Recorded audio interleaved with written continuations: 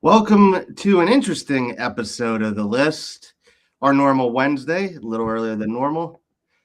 Jordan, I thought we were going to be coming into the day just talking about the end to another disappointing season.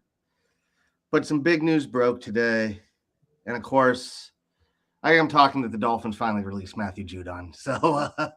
Oh, I thought you were talking about how my last seeded team with Marcus Mariota at quarterback beat you in the fantasy playoffs this past week. Yeah, but I'll be honest. I saw that and I'm just kind of like, I don't, if you haven't noticed, I don't look at the fantasy at all. And then I just look at the scores, just make sure I have someone for each team, for each position. And I'm like, damn, Jordan killed me. So I couldn't tell you anything about the team, my So team. for How the we did. backstory, this is our free league that's through our Discord. I this season as my two quarterbacks had Jaden Daniels and Daniel Jones, which obviously has not worked out well for me. But I decided, because it is a free league and it is for fun, that the rest of this season, this week and next week, if I do happen to repeat as champion of the league because I won it last year, that I will be doing so honorarily with Quinn Ewers as my starting fantasy quarterback. Nice. So yeah, we will get into the Tua news. Let's start. Dolphins are out of the playoffs. We had to win. Despite what the score says, we were embarrassed on Monday night. Another primetime game where we didn't look good. The offense was bad. Thought the defense played well in the first half, but just as the game went on, they were on the field too much. Too many safeties literally putting their head down and just trying to go shoulder to chest and having Kenneth Gainwell and Jalen Warren just bounce off of them. So it was a bad game overall. Tua again was not good. And it's been the common theme during this winning streak. We finally lost. Yesterday, Mike McDaniel came out and said, you have to have better QB play. As soon as he said that, I knew it was coming. I knew Tua was getting benched. Announced today, Quinn Ewers is the starter. Now, some people are asking why Zach Wilson. Not a lot, but some. Jordan, you and I have talked about this before. If you were going to bench Tua, it had to be Quinn Ewers. Oh, absolutely. And first, I'll get to that, and then we'll go back to the game and backtrack. It had to be Ewers, and I think it was you that said it, because he's going to be the only one of those quarterbacks that's probably going to be on the roster next year. Yeah. And he's a rookie, and you kind of got to see what he has. And there's probably, I would have assumed, just venture to guess, something about Quinn Ewers that this staff likes for a long-term perspective more than Zach Wilson. It is. He's not Zach Wilson. That could be it. Yes, he was a 7th-round pick, but also the flip side of it is that coming out of high school, he was the number 1 player in the country. Yep. So the talent is there. That obviously didn't work out for him. I think some of that a little bit was in that last season at Texas, them kind of not sure if they're going back between him and Arch. He definitely had a couple of injuries, but the talent is there. And he's a little athletic too. But I think that the biggest thing when you look specifically at the quarterback position, and then I do at some point want to get back to the Steelers game, the quarterback position, and I said it before the game against the Steelers, the Dolphins win football games when their quarterbacks don't make disastrous mistakes. Or the Dolphins don't lose football games when their quarterbacks don't make disastrous mistakes. And I think that we've talked about it. Tua doesn't have to be great. He just can't make the back-breaking play. And I think the game was lost when we were running the ball right down the field. Then we take another snap. Ollie Gordon is right there, wide open, right in the flat. And Tua tries to take a shot on a 1st and 10 and throws an interception that kills an early drive. And I think right from there, his confidence was lost. And I think that the answer is Quinn Ewers, because of that kind of gunslinger mentality. We talked about Quinn Ewers in the draft process leading up. And we talked about him being that Ryan Fitzpatrick, Baker Mayfield type gritty competitor that, yeah, it's going to look ugly at times. No, he's not going to overly kill you. But he's has the potential to potentially be solid. Now, will he be? I don't know. It could be disastrous over the last 3 weeks, but I think it's a little more exciting going forward. And I have more to say about Tua also. But I think it's going to be exciting going forward just to have somebody new and somebody young and show that we're looking at other options as it goes into next year. Yep. Anything you want to say on the Pittsburgh game? Like, honestly, I just think it just became we just didn't have the ball enough. And the few times we did have it, we had 2 possessions in the third quarter. By the time we got the ball back, we were already down 28-3. Defense has to make a play, but they're on the field so much. We just didn't. We had the ball so little, I cannot really say play calling was bad. It's kicking to him when he's down. He missed a couple throws. But at the same time, it feels like we're just doing the same over and over again. Aside from Jalen Waddle and Achane and Waller occasionally, we just don't have the receiving threats we thought we did. And it looks like. It just we're a running team, and the Steelers stopped the run in the second half, or we couldn't run because we were down so much. So that was the game where Tua's bad year, which is being nice saying it was bad, just came to bite us. I think a couple things, and I'll take it from the top. And I want to make it clear that I am in favor, and we've talked about this before, so anybody who constantly listens to us knows our opinion on this. I lean towards Mike McDaniel being our coach next year. And I lean towards it in what I want to happen. But there are a couple things that are concerning to me. And I'll tell you what they are. I think, first of all, this whole taking the ball first to open the game thing. I think, and I meant to look this up in between Monday and today. I honestly wasn't expecting us to go live this quick, but I will look it up and do it in between this and our next episode. I think the last 5 games we have received to start the game, and I don't think we've scored on any of the 5 possessions. I also want to add that in every game going into halftime, it would have severely benefited the team to receive the ball going into the second half. Yep. I think that's the first thing. But it's weird because we have an overtime game and we go on defense first in overtime. So you make it clear, which is the right move, but you make it clear that you see the value to that. You should be consistent throughout the whole game and not a fiery, I want to get the offense on the field. That's first of all. I want Mike to be a little more analytical than he's being. Second of all, we need to run outside the tackles more. Or not in the A gap. Especially that 4th down call to Ollie Gordon. That was, come on, man. Show a little bit of flair and not just run it in an area that they're obviously stronger than you. And so I think that if you look at the times, and I'll let Eric Smith, because he's the pro at this, I'll let him dive into that. But I'm sure that we have a lot of success and are probably in the higher echelon of the NFL right now when running outside the tackles. And I'd like to see us do that more because personally, every single time Devon Achane touches the ball, I think there's a possibility that he scores a touchdown. Yeah. Yeah, I think at some point, this is me simplifying it too, but at some point, you got to just be able to line up and get a yard. I agree with you. You need to mix up a little bit.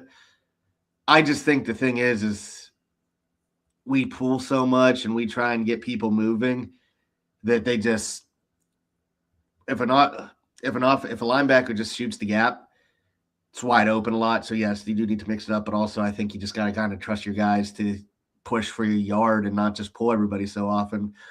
The biggest thing for Mike McDaniel to me that he has to improve on if he's back is we are the worst offensive team in the league in the third quarter. We have scored 27 points in the third quarter all year. And if we're bad in the third quarter and you recognize we're bad in the third quarter, wouldn't that be a reason to want to add another possession in the third quarter and get the ball first? Yep. No, I agree with that. I think some of it in the last couple weeks, last month or so, has been circumstantial because I feel like we've had longer drives because we've been relying on the run so much that you're just killing the time. I don't know for sure, but it is still something to look at. I do have a couple more notes here. This next one was the second note I wrote, and it's aged pretty well. This was about 3 minutes into the game. I wrote down, and I'll show you the second one. It just simply says Tua was horrible. And I knew that was going to be the case about 2 minutes into the game. And I knew that was going to be something we were going to be talking about. I'm curious, and we'll never know because I don't think Mike will ever throw Tua under the bus. And I don't think anybody will ever admit it if it's happening. I'm curious if Tua is checking out of runs that McDaniel is calling at certain points. Like McDaniel was an elite run game coordinator and has made a living designing these fantastic running plays. There are some things that we're doing offensively and throwing in some situations that I'm like, Tua has to be going into the huddle already knowing that he's going to pretend to see something and check out of it. That's my theory. But that point is mute now because he's gone. I think that overall, and I said it during the first half to our Discord, I thought the team played really hard in the first half. Yes. And I think that if you are looking at the individual players playing the individual positions, I think that Tua might have been the worst overall player on the football team yesterday. The other one that I think had a very, very rough night, obviously Judon, but Terrell Dodson. Ashton Davis too.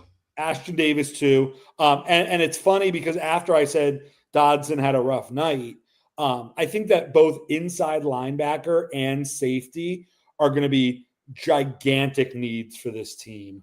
And I even wouldn't mind, because we're not going to have a ton of flexibility in free agency if whatever our draft pick isn't addressed. I wouldn't mind it addressing that inside linebacker position because we need to add someone there. And even if it's a day 3 guy that we think is a scheme fit, I think that's somebody next to Jordan Brooks. Jordan Brooks has been the MVP of the team this year, him or Achane, but I'm giving it to Brooks. And he deserves to have somebody good next to him. Yeah. The last note, and it's the last thing I'll say on the Steelers game, and I'll turn it over to you. For as much shit as you and I talked about them before the season started, I am proud of the way our cornerback room has developed.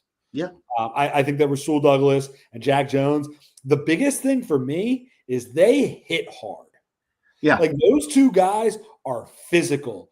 And if they can continue to develop in this scheme, especially in a year next year where we're going to have to be saving, I never thought in a million years that I would say this season, but I wouldn't mind running back the cornerback room. I mean, we have a little bit of depth there, and I'm sure I'm going to miss a name, but you have Jack Jones and Rasul Douglas, obviously. You have Kohu that's going to come back from injury. You have Storm Duck that's going to come back from injury. You have Isaiah Johnson in there. You have Juju Brents in there. Jason Marshall. You have Jason Marshall in there, and that's already 7-8 guys. And I'm sure there are a couple other guys that they have in the building on the practice squad, whatever, because it's a good scheme. If you can bring all 7 of those guys back at a relatively safe number, and knowing what this cornerback class is and what other needs we have, I really wouldn't mind running it back at the cornerback position, as crazy as that sounds. Yep, nope. I think you got to get one high profile prospect in the draft, but I don't think the cornerback room is as big of an issue as we thought it would be. Oh, Brett, I do have one more note. I'm sorry. I would like more of an explanation from the Dolphins on the handling of that fourth quarter. And I know the game was out of reach. I know. I think it's a little embarrassing to pull off the breaks essentially towards the end of the third quarter. I think, just my opinion, I get that's a comment from a lot of people. You scored twice. You did. I think McDaniel said it at that point. At that point, I think it was more important to try and get some momentum with the offense going, because in the past, and this has been a common theme, whenever we've had to go hurry up, the offensive line falls apart. So I think it was trying to get on the field. I think it was also as much as getting the defense off the field, because they were on the field so much. We were down 4 touchdowns. I do think after we scored the first, there could have been a little bit more hurry up. But it wasn't. And I'm not talking about full speed, old school Oregon offense, hurry up offense. I mean, you just don't need to let the play clock run down to 2 every single play when you're down 3 scores and your season ends. I'm sorry, but there is way too much involved in the production of the NFL season and what these guys put their bodies through and what is spent by organization and fans and everybody involved. And I know that it's not about that, but at the end of the game, when the result of the game is that your season ends, I think you go down swinging a little more than they did. A little bit. Maybe. It doesn't even have to be a lot. Yeah, maybe. I just kind of, at that point, it's just like, I don't know. We were down by so much. Anything could happen. And if they were a little faster, maybe something more could have happened. That one was just, to me, and it was late. I wasn't feeling well, and we were down 4 touchdowns. So at that point, I was also kind of like, who fucking cares? I mean, Monday Night Football starts at 5 here, so I was a little more awake. Yeah, lucky you. But yeah. I do think it's time we go to talk about Tua. He has been demoted to third-string quarterback, which I'm not reading too much into that. I kind of thought if he was going to get benched, you were benching him. You were going to make it. You were going to essentially just send him home. Yeah. And that is not fully a slate of Tua. It's just if he's the backup, if something goes wrong at any point, Cameron's going to go to Tua. It's always going to do that. This is about something good happens, something bad happens, anything. Yeah. This is just about saying, look, Tua's out of the picture. He's not here to save us. He's not going to do that. So I wouldn't read too much into that. Jordan, it's a conflicting feeling for me. For a lot of people who listen know, the list was originated because Mr. S years ago jokingly handwrote a list of people he considered Tua haters, gave it to me, and asked me to tweet it out. And when I mean ask, I did not want to do it. And it took hours of bugging me till I finally said, fine, I will tweet it out. It went viral. My Twitter ended up on both Barstool and ESPN, which was kind of cool. But that's why we got the list. I loved Tua as a player. Jordan loved him as a player. We defended him a lot, especially in our early seasons. Part of me was sad just because you put a lot of time and energy into it. Just like I was sad when Ryan Tannehill got traded. Put a lot of energy in it. You support him. But I think, Jordan, this year, just how much everything regressed. I honestly think he wasn't benched earlier because we were winning and we had a chance at the playoffs. We lost. We were eliminated. You're not playing well. You're not playing better. You're getting worse. You're not seeing the field. So I agree with something Tua said today. I do not think his struggles this year are injury related. I think from his approach to the season to personally, and I'm not saying this is fact, some of the ways he handled in season, just nothing worked. It's sad to see because something you always thought about too is he'd outwork you. He had the reputation of a great leader. We didn't see it that year. There's always a chance he'll be back. And if he is back, you hope he puts it together for himself. If he is back, I think he's got a lot of fences he has to mend. Because, look, read between the lines, read between how people are acting. The relationship in that building ain't good with Tua right now. You just had to see Aaron Brewer's face in that one picture. I'm not going to judge by pictures. No, I know. But I'm saying that is the microcosm of what it is. Like, that is an example. Look, it got so bad for Tua. Anything like this is the case for any starting quarterback in the NFL, but it got so bad. No matter what he did, it was going to be criticized. Like, it was beyond that point. Part of me hopes he can come back and shut us all up, but I think you're going to agree, and I'll give you the floor. Getting benched, there's no going back. I think that it depends on where it's handled and how it's handled. I think that best case scenario is one of two things.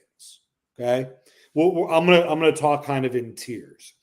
Best case scenario is one of two things. Number one, Quinn Ewers lights up the world, has his Tony Romo, Tom Brady, enter any other late round quarterback that comes in and has a fiery year, and you're comfortable enough with him starting the next season. That's best case scenario one. Yeah. Best case scenario, like you said, we got our starter next year. I just hit my TV and that kind of hurt. I'm not saying, and I know you're not either, but I just want to be clear. We're not saying that's the expectation. That is absolute best case scenario, period. A1. Okay. But this is best case scenario 2. Best case scenario 2 is that this is finally the wake-up call kick in the ass that Tua needs.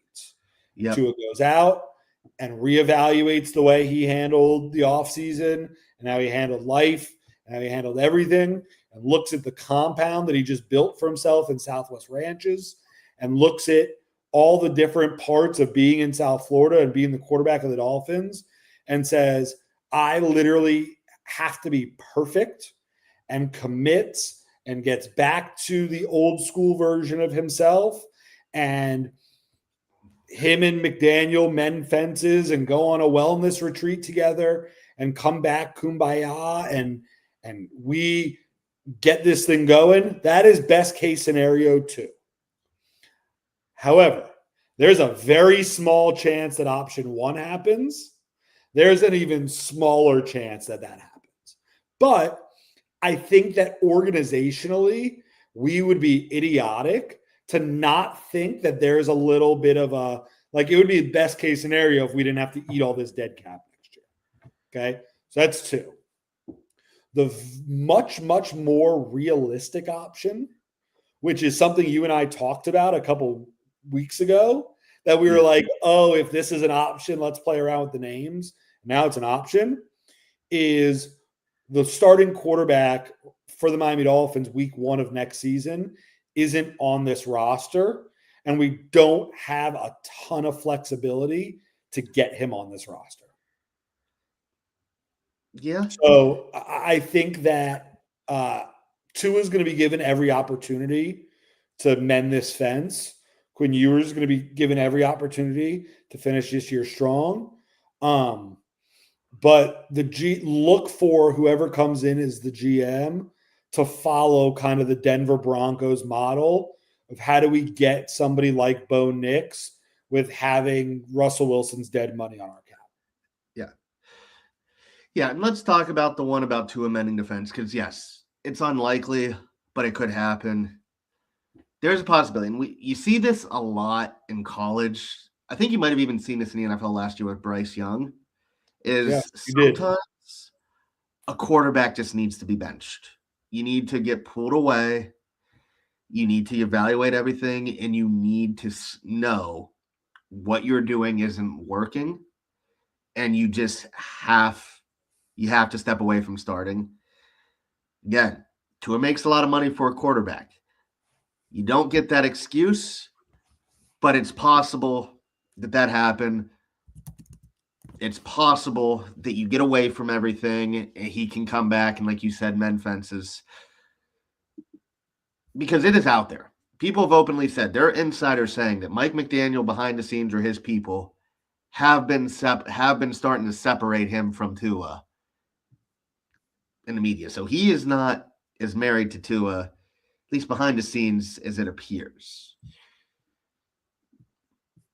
Part of me wishes that happens because I do like Tua. I have been Tua out for a couple weeks, and discussions have gotten ugly because Tua, being a starting quarterback in the NFL in general, can get ugly in fan bases. Yeah, it's one of the hardest jobs in all sports. Yeah. But part of me does hope that we can make this work with Tua. That's part of my heart, but my head knows we're probably done.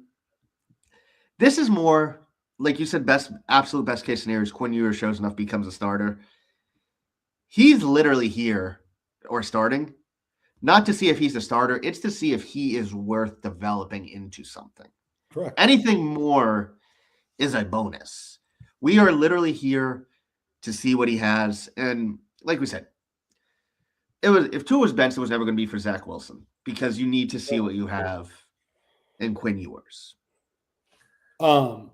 However, being that that's likely not the case, you have two other options that are poking you right there, and we can kind of visit them for a second. You either need to take one in the first round of the draft, or you need to sign one. And signing one is always very difficult. You're going to be going for a backup type guy. It's possible. That's why you're hoping Quinn Ewers shows enough to be comfortable, in my opinion. For sure. And like you said, that would be best case scenario. The next thing to watch, if that's not the case, is how many of these college quarterbacks declare for the draft. Because right now there's up to 5. There's Fernando Mendoza. There's Ty Simpson. There is Darian Mensah. There's John Mateer.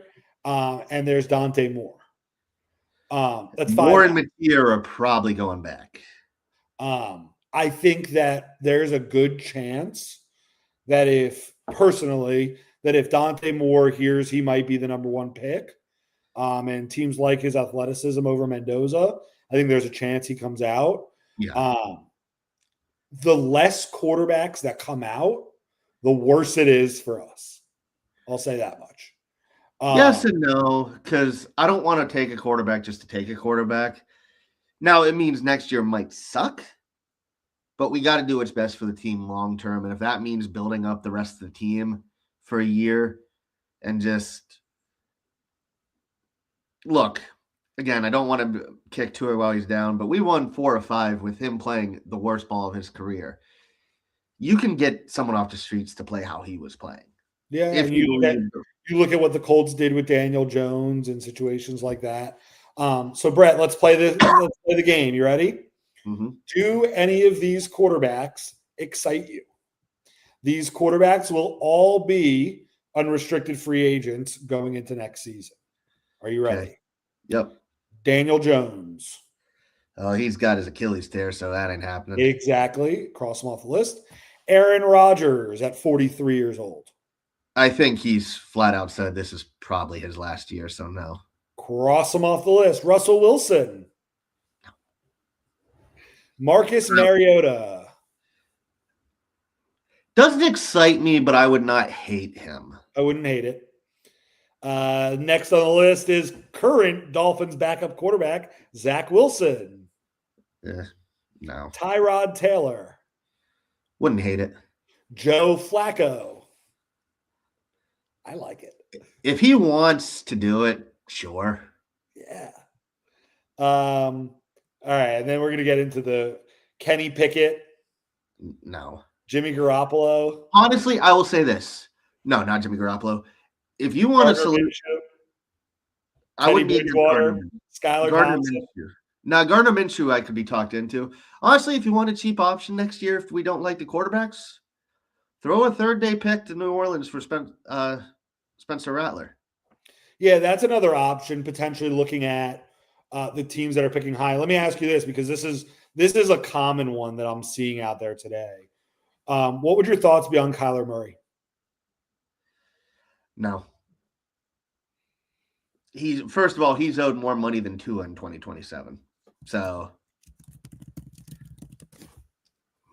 at least I saw, but yeah.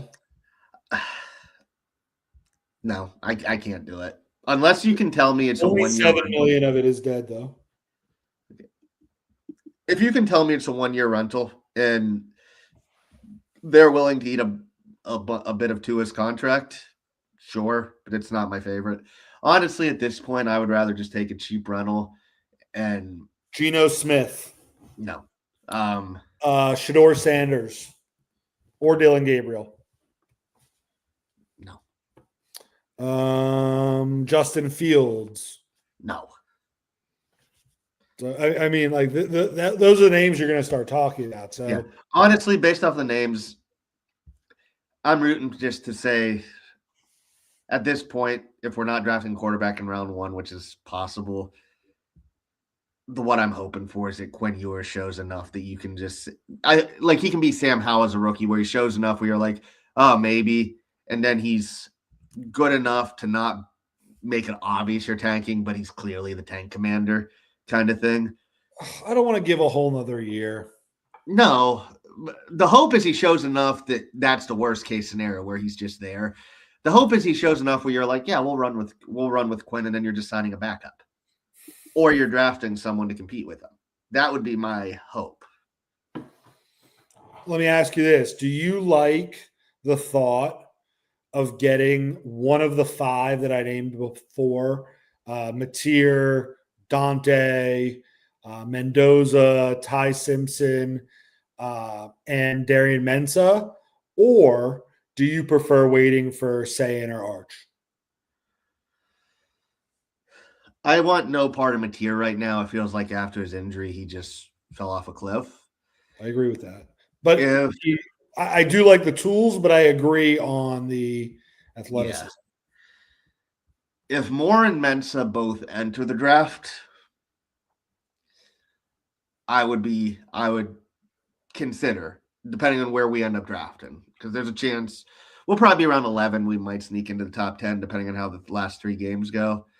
But I would be more willing to do that. But if you're saying it's Mendoza only, because I don't really know how I feel about Simpson yet, and he hasn't even entered yet,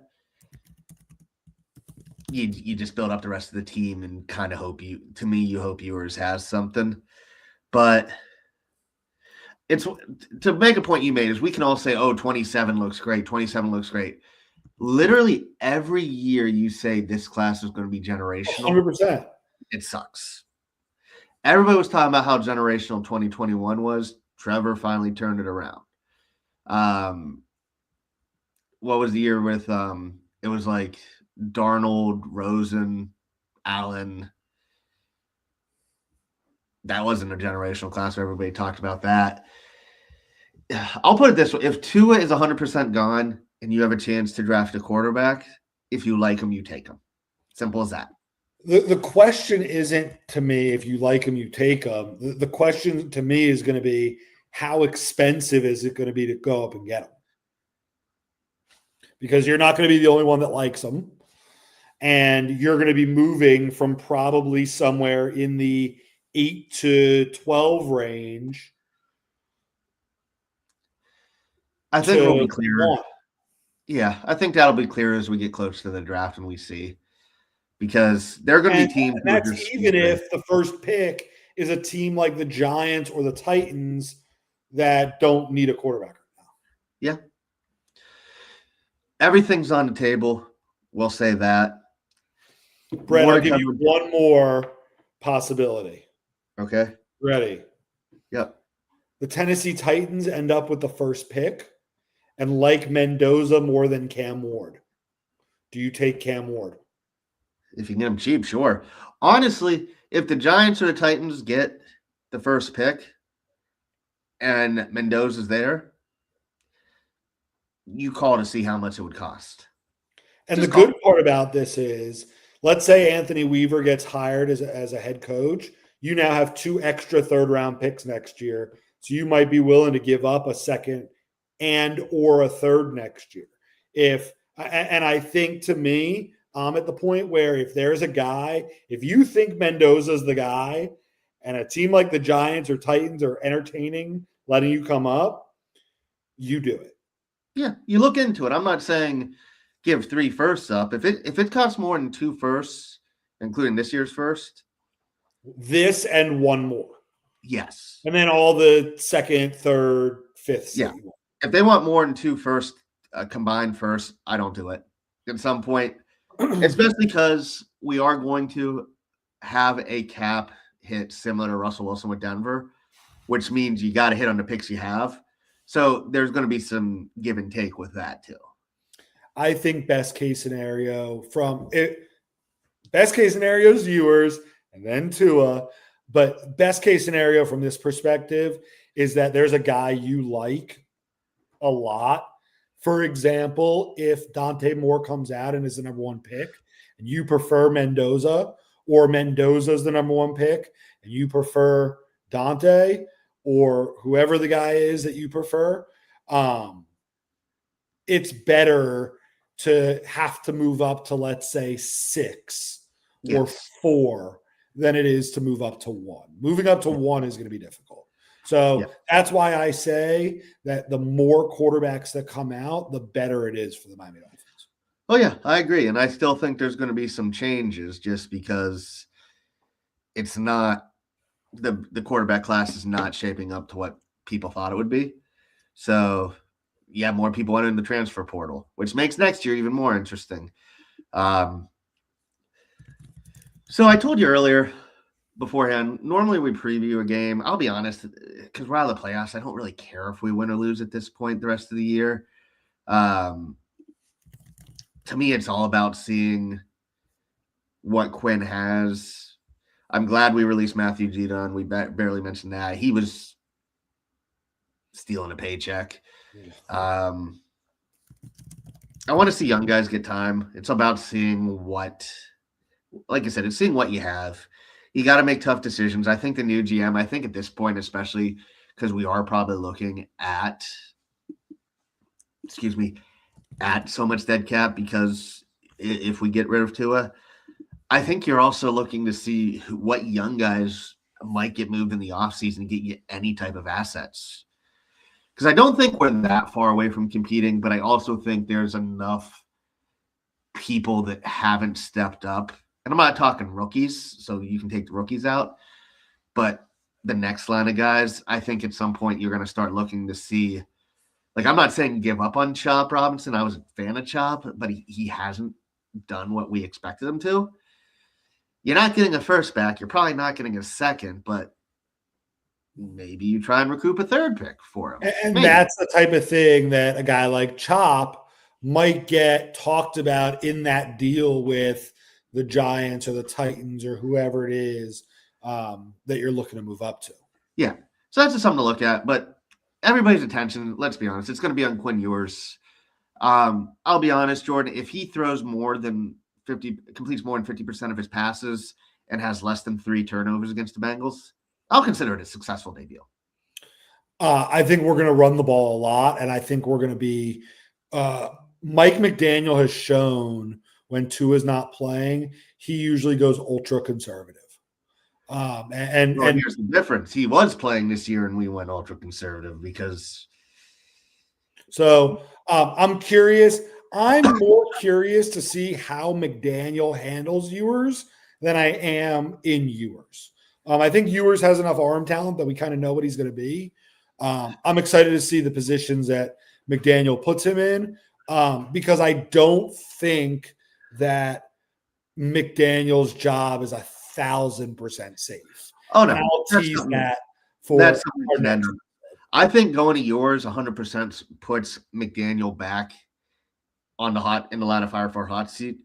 Because here's the point now. Now, McDaniel came out and said Stephen Ross had no say in this decision, and I believe that, so I'm not even bringing Stephen Ross into that decision.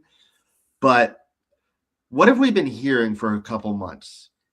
It is hard for McDaniel to win when you have a quarterback who can't take a hit. You have willingly removed that guy. You have yet to have an offense look effective at the same time without that guy at quarterback in the previous 4 years. You personally selected Quinn Ewers, even if it was a 7th round pick. He is your hand-selected guy to develop. This is your chance to prove you can develop a competent passing game without Tua Tagovailoa, or you continue to say he can only be the guy that only can develop an offense for Tua. Now, I'm not saying we have to win out because that's tough and we're out of the playoffs, so who cares? But if Ewers doesn't look, if Ewers looks over his head, you put yourself in a situation where it could be neither Mike or Tua or back. So that is something. It's a ballsy decision by McDaniel. I'm very, like I said, it had to happen. I'm very shocked it did because I think if he would have just ridden it out, he could have just said Tua was broken. I couldn't win with him this year. Now he's putting it on saying I have a better chance of winning without Tua, but now he has to prove it. Yes, he does. And it's going to be a tall task. Obviously, the Bengals aren't a good team right now. And the Bucs aren't playing good football. And we're not even really going to talk about them. But I would like to just see Ewers play solid fundamental football. I want to see our defense continue to play hard and look for young guys to develop. And whatever happens on the scoreboard happens on the scoreboard. But it's time to start planning for next year. Yep. And I think finally next week we will have the long-awaited draft episodes we were talking about. Scheduling conflicts will get Speaking, Brett, of long-awaited. It's going to happen. I know. Haka, blue, green hair, all that good stuff. Yeah. It's going to happen after the new year. It's going to happen. After the new year? When is that work thing that you said you had to go through? I have 3 things. I have 2 things before the new year. 1 thing the second week of the new year. So it'll happen in January, like the second or third week of January. I can do it. Okay. Yep. Okay. Trust me, that is something that is very Have much. You been practicing more? Yes, I have. I work from home most of the time. What do you think I do on my lunch? I don't want to say what I think you do on your lunch. I believe that you've been watching. Do you think that you've gotten any better at it? Like, are you going to do it, or we're all going to be like, "Whoa, that was good"? No, I think no matter how much I do it, practice, when I do it, I'm just going to look like a goober, and people are just going to laugh. So I don't care, and I know it's going to happen. So I don't really care. If it wasn't for the fact that I did the green hair part, it would have already happened. It's just getting around to doing the green hair part. But yes. What if we separately, like next episode, you do the haka, and then in the future, you come on with green hair? Well, then that's not as fun. And that wasn't the bet. True. So yeah, what I will end this episode on is we just talked about my green hair and haka again. If you're a Dolphins fan, just root for Quinn Ewers to have success. Even if you want to draft a first-round quarterback next year or this year, even if you want to get rid of Tua, the best thing for the Dolphins is for Quinn Ewers to be successful because it answers a question that we don't have to worry about. So the next 3 weeks, just give Quinn your full support. Whether you were a Tua stan or a Tua hater, just give Quinn all your support for the rest of the year and then make the decision afterwards. Whether you were a Tua lover or a member of the list. Yep. And shout out to Kyle Krabs for mentioning that he was on the list on his podcast the other day. That was pretty funny. But thank you, everybody, for joining us. We will have more content and coming up. The holidays make it a little crazy, too. Enjoy. It's a bummer, but as the Dolphins fan saying goes, there's always next year. and we will be there for you. So we will talk to y'all later. Happy Hanukkah, everybody.